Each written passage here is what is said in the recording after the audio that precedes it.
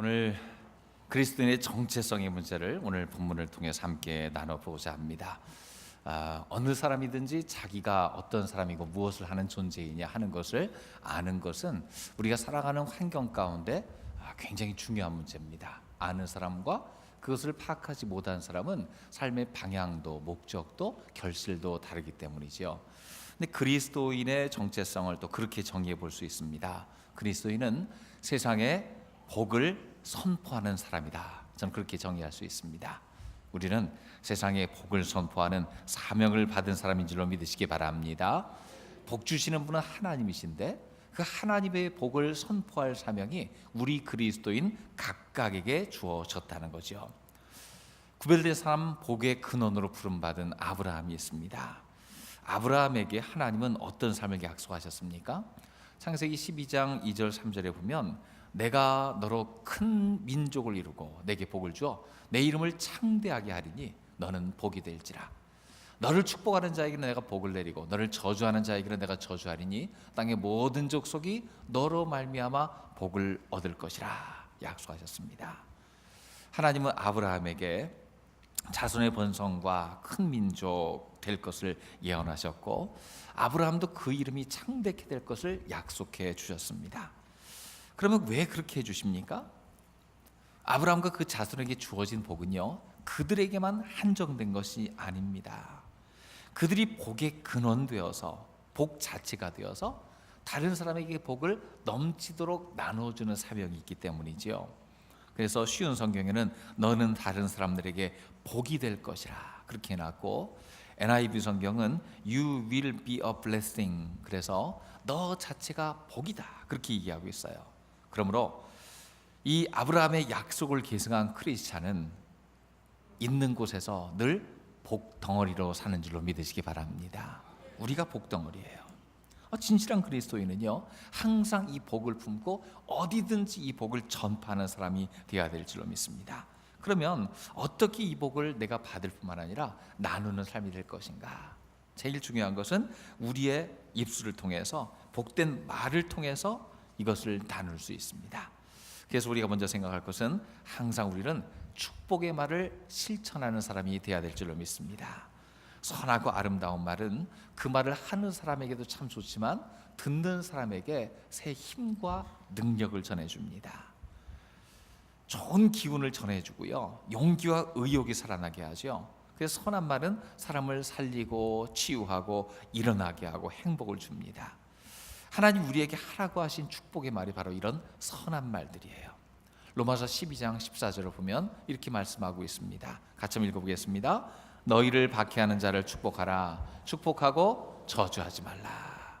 자, 축복이란 말을 보면 한문으로 그 기원하다, 빌다 할 때의 축복, 축자와 복자가 함께 합쳐져서 생긴 말이죠. 복을 빈다는 말입니다. 영어로 아까 blessing이란 말이 있었는데 이 bless란 말은 보면 어원적으로 어디서 왔냐면 blood에서 왔습니다. 그러니까 축복하다란 말의 어원은 blood, 피에서 왔습니다. 이건 서구 문화에서 가능한 건데 기독교 문화가 배경이 된 단어이죠. 그러니까 축복이란 말은 그냥 내 입을 열어서 가볍게 하는 립 서비스가 아니라는 거예요. 진짜 축복은 뭐냐면요, 내가 희생하면서까지 남에게 베풀기 원하는 그 무엇이 축복입니다. 예수님이 베풀어 주신 축복이 대표적인 것이죠. 예수님께서 십자가에서 우리의 죄를 위해서 피 흘리셨습니다. 예수님의 그 희생으로 인해서 그를 믿는 우리에게는 구원의 복이 임합니다. 그 구원의 복을 경험한 사람, 그 사람은 다른 사람에게도 그 복을 나누어 줄 수가 있습니다. 이것이 그리스도인의 삶의 복의 순환입니다. 그런데 여기서 명심할 건 그겁니다. 내가 복을 주는 것이 아닙니다. 나는 복을 선포할 뿐이고요, 그 복을 주시는 분은 하나님이십니다. 그래서 어떤 분은 이렇게 표현했어요. 사람은 축복하지만 하나님은 강복하신다. 우리는 축복을 빌 뿐이지만 복을 내려주시는 분은 하나님이시라는 겁니다. 여러분, 복을 내려주시는 분이 누군가를 분명히 알고 그분의 복을 선포해야 될 줄로 믿습니다. 만약 복을 내릴 능력이 없는 존재에게 복을 빈다면 헛수고밖에 안 될 겁니다. 하늘의 해와 달과 별과 뭐 이런 것들, 뭐 그 천지신명 아무리 빌어도 그건 헛수고입니다. 땅 위의 고목과 큰 바위와 깊은 산 모두 복을 갖고 있지 않습니다. 그를 향해서 복을 비는 것도 헛된 일입니다. 하지만 온 하늘과 땅을 만드시고 지금도 온 세상을 통치하시는 그 하나님께 복을 구하는 것은 지혜로운 일이고요, 그 복이 우리 가운데 임하는 기적이 일어나는 일이 될 줄로 믿습니다. 하늘과 땅의 통치자, 지금도 살아 역사하시는 하나님께 복을 구하고 복을 비는 우리 모두가 되시길 주의 이름으로 축원합니다. 이 하나님께 나가기 위해서는요, 나를 위해서 십자가 지신 예수의 이름으로 나갑니다. 축복자의 자격은 그겁니다. 예수를 믿고 그를 통해 하나님께 나가서 복을 비는 자, 그 사람이 축복자이지요. 그런 의미에서 모든 그리스도인은 다른 사람의 복을 빌어주는 축복자로 부름받은 줄로 믿습니다. 하나님은 그래서 구원받은 이스라엘 백성에게 제일 먼저 선포하는 것이 바로 그겁니다. 너희들은 늘 복을 받고 살아야 된다. 축복을 비는 그 소리를 듣고 살아야 된다는 거예요. 민수기 6장 24절 26절에 보면 제사장들은 항상 예배 드리러 나오는 사람들에게 이 축복을 해라 하고 축복의 말이 기록되어 있어요. 오늘 읽은 본문 말씀이죠. 같이 한번 읽어보겠습니다. 여호와는 내게 복을 주시고 너를 지키시기를 원하며 여호와는 그의 얼굴을 내게 비추사 은혜 베푸시기를 원하며 여호와는 그 얼굴을 내게로 향하여 드사 평강 주시기를 원하노라 할지니라 하라. 여러분, 이 축복의 말씀이 저 여러분의 것이 되기를 주의 이름으로 축원합니다. 가는 곳마다 이 말을 선포하는 하나님의 사람이 될 줄로 믿습니다. 이 말씀은 원래 제사장이 제사드리러 온 백성들에게 선포하는 축복의 말이었어요. 이 제사장에 주어진 권한이 백성들을 축복하는 권한이었어요. 복을 비는 공적 직분을 받았습니다. 그러면 이 백성의 공적인 축복자로서의 제사장의 이 언어는 어떻게 계승됩니까? 지금 이 역할을 누가 계승해서 해야 됩니까? 뭐 제사장의 역할을 대신하는 목사님이 해주겠죠, 그렇게 쉽게 생각할 수도 있습니다. 물론 목사에게 이 권한이 주어진 것 맞습니다. 공적인 축복의 권한, 공예배에서 모든 백성에게 함께 예수의 이름으로, 하나님의 이름으로, 성령의 이름으로 축복하는 이 공적인 블레싱의 권한이 목사에게 주어진 거 맞습니다. 하지만 또 하나 질문할 겁니다. 목사에게만 주어진 겁니까? 그건 아니죠. 목사만이 제사장이 아닙니다. 이 가톨릭 교회에서는 이 축복의 권한을 사제들에게 국한시켜 해석하는 경우가 참 많습니다. 그래서 미사에 가서 그 자리에서 모든 형식을 거치고 사제의 블레싱을 받고 가야 된다, 그렇게 해석하는 경우가 많은 것 같아요. 하지만 개신교회는요, 어떻게 됐습니까? 성경으로 돌아가자는 겁니다. 역사와 전통이 아니라 성경으로 돌아가면 다른 얘기 있지 않냐는 거예요. 누가 제사장인가? 바로 예수를 주로 믿고 섬기는 모든 사람에게 이 제사장의 권한이 주어져 있지 않는가? 이거를 만인 제사장설이라고 하는데요, 하나님께서 예수님의 피의 제사를 받으시고 모든 믿는 자를 제사장 삼으셨다는 거예요. 베드로전서 2장 9절 말씀입니다. 같이 읽어보겠습니다. 그러나 너희는 택하신 족속이요 왕같은 제사장들이요 거룩한 나라여 그의 소유가 된 백성이니 이는 너희를 어두운 데서 불러내어 그의 기이한 빛에 들어가게 하신 이의 아름다운 덕을 선포하게 하려 하심이라. 그래서 이 앞부분에서 뭐라고 얘기합니까? 우리를 향해서 너희는 왕같은 제사장들이다 이야기하고 있죠. 그러니까 예수를 주로 모시고 섬기는 모든 사람들에게 축복의 권한이 주어졌다는 겁니다. 여러분, 우리 모두는 이 축복의 권세가 주어진 하나님의 사람인 줄로 믿으시기 바랍니다. 앞에서 읽은 민수기의 축복 언어를 보면 하나님의 복, 보호, 은혜, 평강 다 선포하고 있죠. 항상 우리는 주위 사람들의 복과 안전, 은혜와 평강을 선포하며 살아야 될 줄로 믿습니다. 그렇게 믿음을 가지고 진심으로 선포했을 때 민수기 6장 27절에 이렇게 이야기합니다. 그들은 이같이 내 이름으로 이스라엘 자손에게 축복할지니 내가 그들에게 복을 주리라. 보세요. 축복할지니, 이 축복은 그들이 했습니다. 제사장들이 했습니다. 그런데 복은 누가 주십니까? 하나님이 주십니다. 내가 복을 내리는 권한이 있는 게 아니에요. 그러나 하나님의 이름으로 축복할 때 하나님께서 우리에게 그 복을 더해 줄 줄로 믿으시기 바랍니다. 분명히 구분해 봐야 되죠. 우리는 축복을 선포하는 사람이고 그 복을 내려주시는 분은 하나님이시라는 거예요. 여러분, 주위 사람들에게 그들에게 복을 빌어줄 때 자신 있게 하는 우리 모두가 되시길 주의 이름으로 축원합니다. 그럴 때 하나님이 이루신다는 거예요. 성경은 복을 선포하고요, 그 복이 이루어진 이야기가 계속 나와요. 굉장히 많이 나옵니다. 창세기 49장 22절을 보면 요셉은 무성한 가지고 샘 곁에 무성한 가지라 그 가지가 담을 넘었도다. 이게 야곱이 요셉을 향해서 축복한 이야기예요. 야곱이 죽어갈 때에 요셉을 향해 축복했습니다. 너는 이렇게 큰 복을 받을 것이다.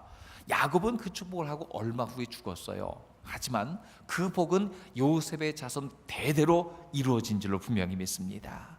축복의 말은 대를 이어서 이어집니다. 자녀들에게 축복의 말 하는 것, 이 부모의 특권입니다. 자녀를 축복하고 대를 이어서 그 가정이 이루어질 놀라운 복을 선포하는 우리 모두가 되시기 바랍니다. 창세기 27장 보면은요, 그 복을 선포했던 야곱이 이삭에게서 들은 얘기가 있어요. 창세기 27장 29절에 보면은요, 만민이 너를 섬기고 열국이 내게 복종하리니 내가 형제들의 주가 되고, 이렇게 쭉 나와 있어요. 그러니까 그 축복을 했던 이삭도 어떻습니까? 아직 이삭은요, 야곱에게 축복할 때 그 야곱이 아직은 축복을 받을 만한 준비도 안 되고 자격도 없었어요. 이 축복의 말을 듣기 위해서 거짓말 치고 온 거예요. 그러니까 아직 자격이 미달이었죠. 이 복을 받을 만한 그릇이 되지 못했습니다. 하지만 이 축복을 선언한 이상 이 축복의 말은 그에게 이루어지기 시작하는데 20여 년 동안 큰 환난을 겪고 어려움을 겪으면서 그 복을 받을 만한 그릇으로 만들어 가신 후에 이 복을 더해 주신 줄로 믿습니다.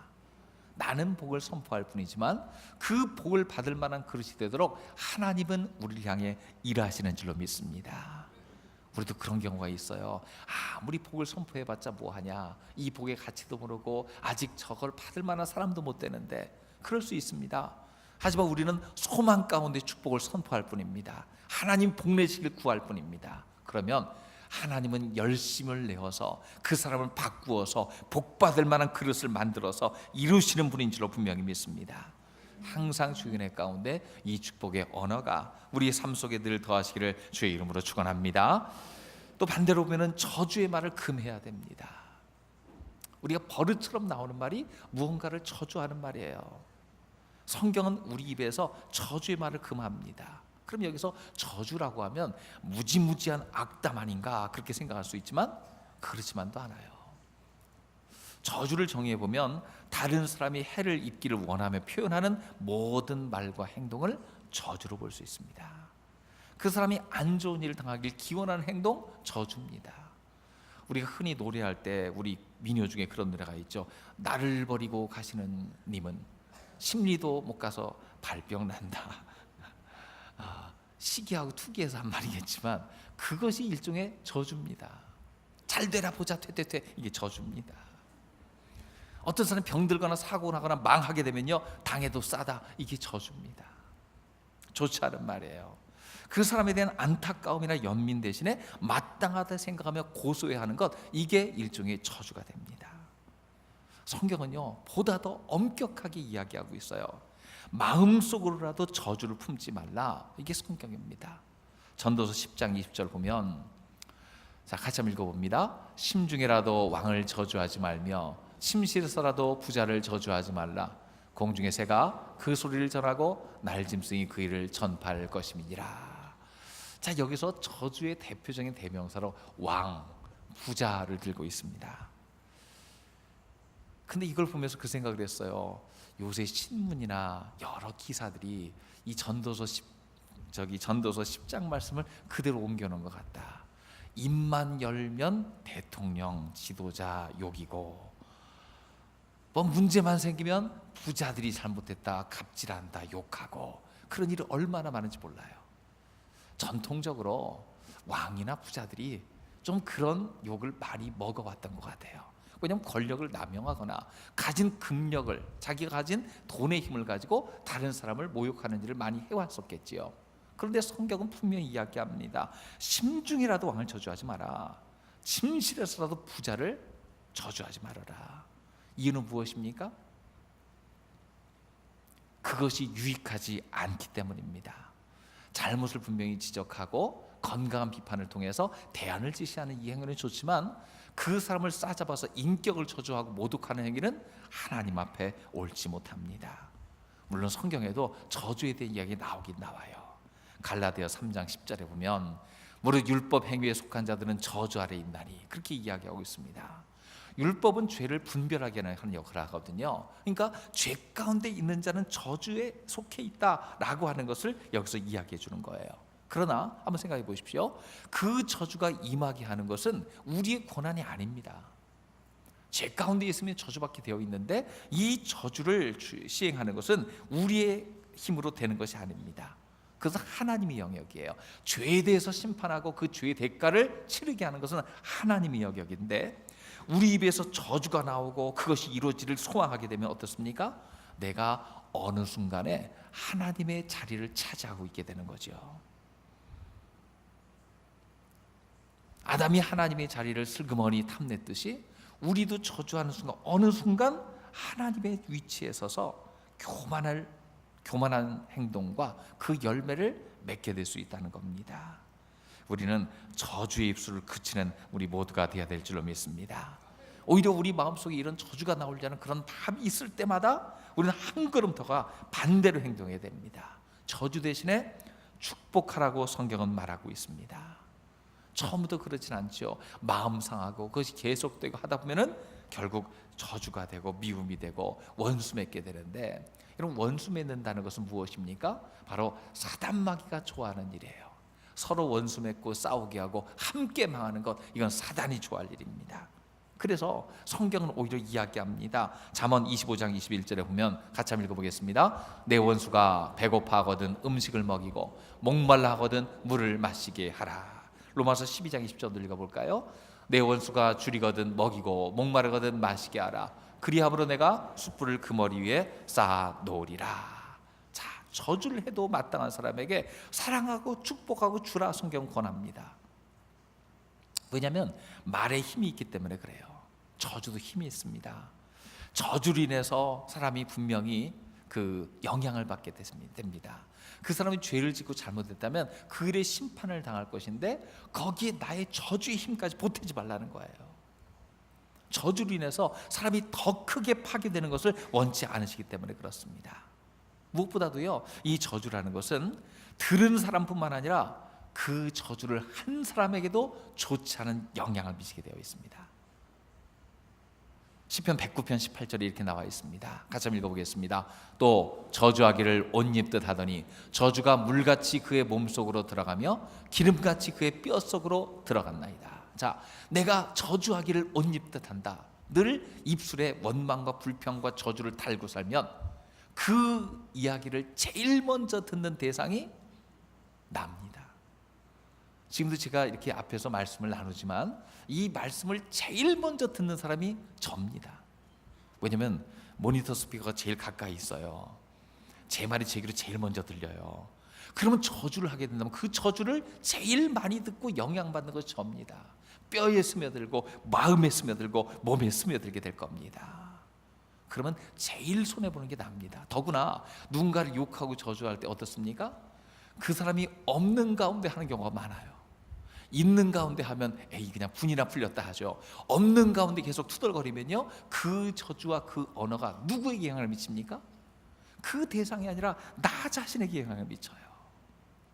얼마나 안 좋은지 몰라요. 2배로 손해입니다. 에모토 마사루라는 일본 사람이 쓴 물은 답을 알고 있다, 이런 책이 있었어요.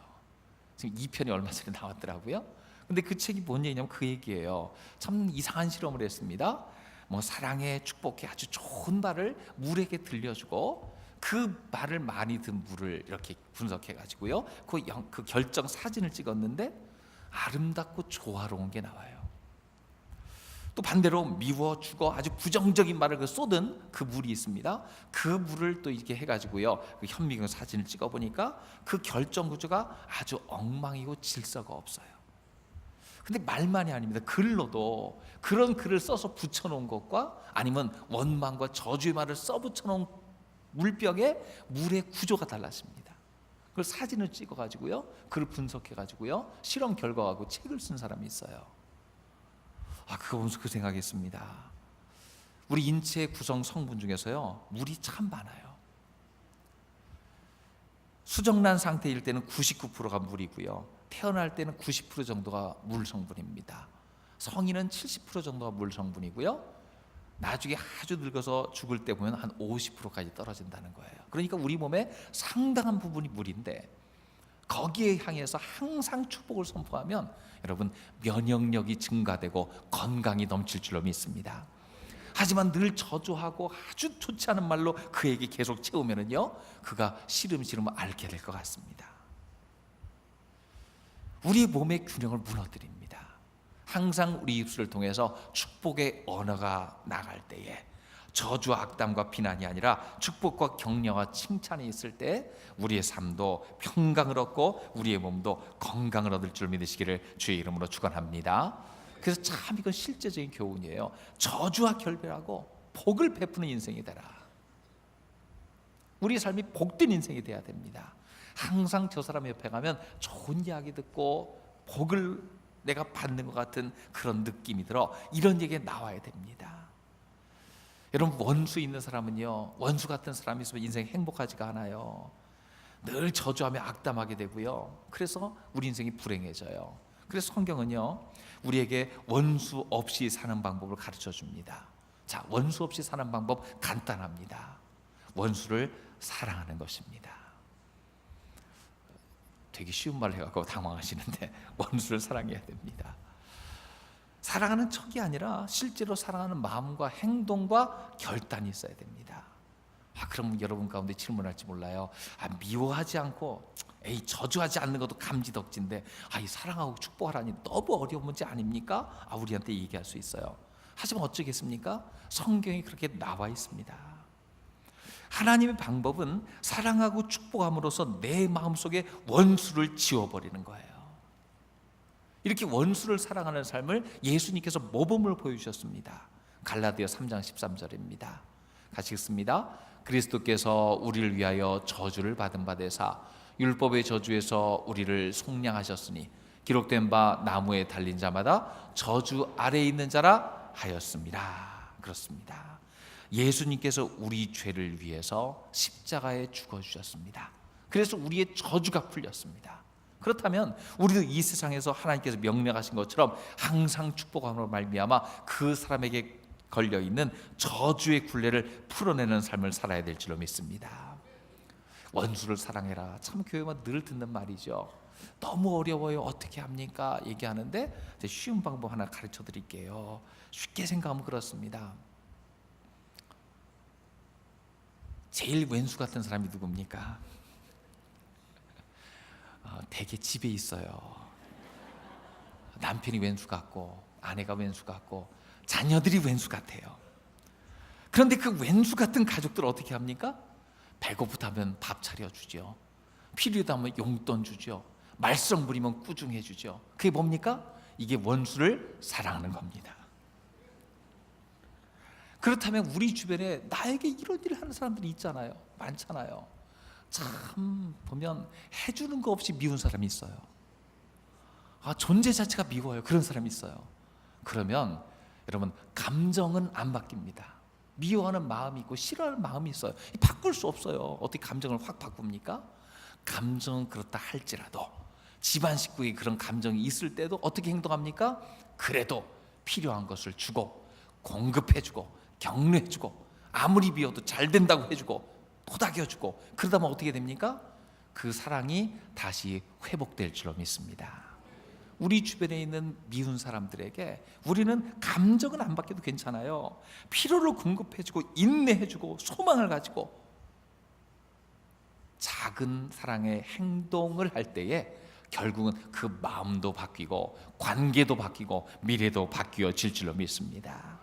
우리는 세상에 축복을 전하기 위해서 부름받은 존재들이에요. 이것이 우리의 사명 아닙니까? 세상에 두 종류의 사람이 있어요. 죄의 결과인 저주를 직접 받을 사람이 있는가 하면 죄의 결과인 저주를 예수님께서 받아주신 것을 알고 항상 감사로 산 사람이 있습니다. 우리 모두는 이 후자에 속하는 줄로 믿습니다. 우리가 예수를 믿기에 우리는 이제 우리의 삶 속에 저주란 단어를 지워버려야 돼요.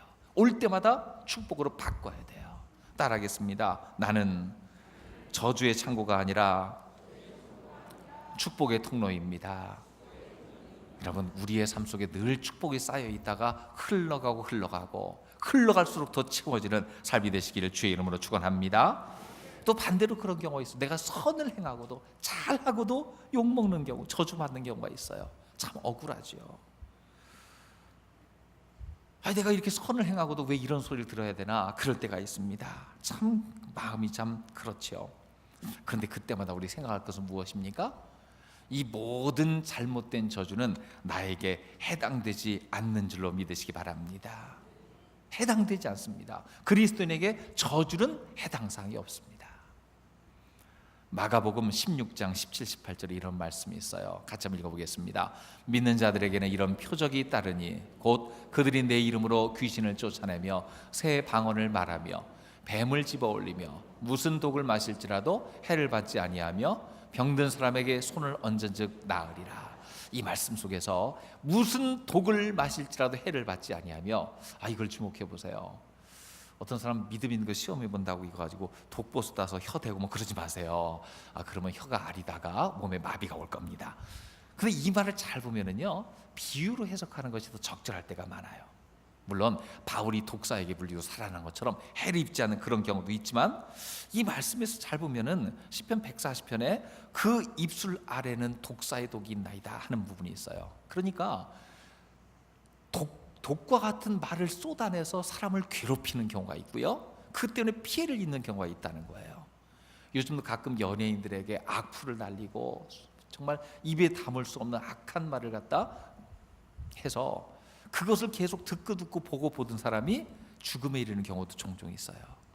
입술에 독이 있는 거죠. 그런데 그리스도인은 깨달아야 될 것이 그겁니다. 아무리 독한 말로 나를 공격할지라도 나는 이 해를 받지 않는 줄로 믿으시기 바랍니다. 왜냐하면 우리가 주님 안에 있기 때문에 그 말은 절대로 이루어지지 않는다는 것을 깨달아야 될 줄로 믿습니다.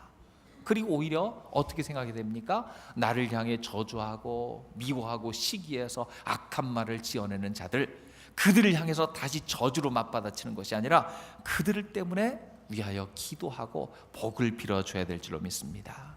왜냐하면 그 사람이 불쌍한 자예요. 왜 이렇게 불쌍합니까? 아까 분명히 얘기했죠. 아브라함에게 준 축복이죠. 너를 축복하는 자를 내가 축복하고 너를 저주하는 자를 내가 저주하리라.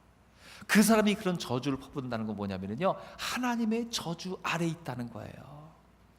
내 입이 저주가 아니라 하나님의 저주 아래 있다는 거예요. 얼마나 불쌍한 자인지 몰라요. 저 사람이 저런 독한 말로 늘 사람을 공격하고 미워하는 거 보니까 저 사람은 저주받을 사람이구나, 언젠가 그 저주가 저에게 임하겠구나, 그것을 깨달았을 때에 미워하는 마음이 아니라 불쌍한 마음이 들어야 될 줄로 믿습니다. 참 불쌍한 사람이지요. 성경에 보면은요, 신앙이 성숙할수록 그런 단계가 나타나요. 예수님께서 십자가에 달려셨을 때 뭐라고 말씀하십니까? 저들의 죄를 용서해 주소서, 하는 일이 뭔지 알지 못합니다. 예수님 닮았던 인격이 되었던 스데반 집사님도 돌 맞아 순교할 때 뭐라고 얘기합니까? 저들을 용서해 주세요. 어떤 일 하는지 알지 못해요. 예수님과 똑같은 인격이 되었습니다.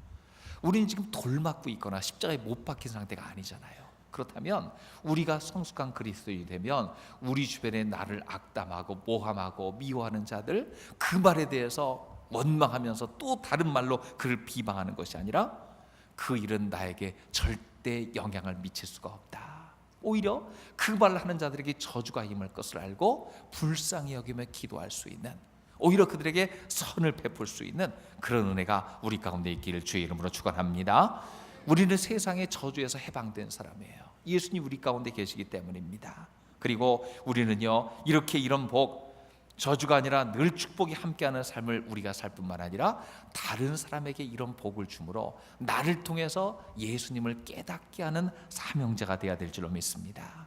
내가 해방받고 나서 어떻게 해야 됩니까? 이 해방의 기쁨을 나누는 것, 이걸 전도라고 하죠. 주변 사람들에게 내가 예수 믿어 받고 있는 이 놀라운 축복을 전해줄 수 있는 입술이 돼야 될 줄로 믿습니다. 가끔 영화 보면 그런 장면이 나와요. 아군을 구출하기 위해서 적진이 침투합니다. 그래서 적진 깊숙이 갇혀있는 그 사람을 구해냅니다. 근데 그 사람을 구해냈을 때 주변에 여러 이유로 갇혀있는 다른 억울한 사람을 봐요. 그러면 그 두 사람이 목적 달성했다고 그 사람만 빼내옵니까? 두 사람이 합심해서 또 다른 사람을 풀어줍니다. 그럼 그 사람은 나만 해방됐다고 좋아합니까? 같이 고생한 사람은 풀어줍니다. 결국 그 감옥 전체가 없어지고 해방되는 그런 결과를 우리는 목격하게 되죠. 우리도 마찬가지입니다. 우리가 주 아래에서 자유를 누릴 뿐만 아니라 이 자유를 한 사람에게, 그 사람은 또 다른 사람에게, 이 선순환이 일어날 때에 우리가 있는 지역은 정말로 복된 지역이 되어서 하나님께로 돌아와서 구원받고 세상에 축복을 전하는 복의 사람이 늘어나는 은혜가 있을 줄로 믿습니다.